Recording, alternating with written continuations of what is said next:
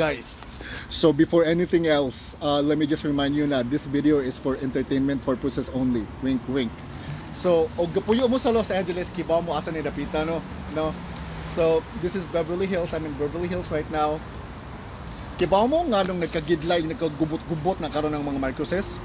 Kaya ang nahitabo man gud ni Lisa karon wala siya gipalupad, wala siya gipapauli sa Pilipinas. Kay ang building nga ako nakita karon, I'm not going to show it, but it is where Lisa Marcos o katong tag-iya Sarah Stansga stay dito sa Los Angeles, sa Beverly Hills. So ang nahitabo man gud ani god kay si Lisa og kining lalaki nga tag-iya sa kanang di na ko i-mention nga tag-iya sa Rastans na overdose man gud, di man gud ni siya tigamit og drugas. Nya karon na overdose sa drugas.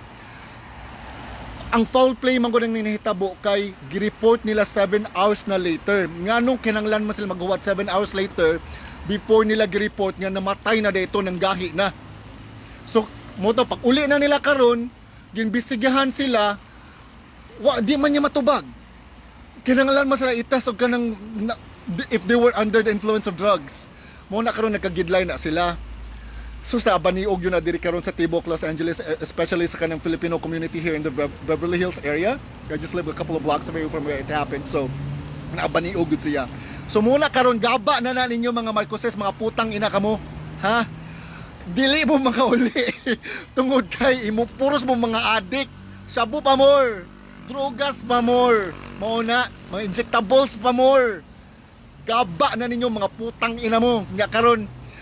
So sleeper gyud kay ko kay di gyud siya kauli. Detained. Detained guys. Detained si Lisa Marcos. Ha. Drug users, mga gago.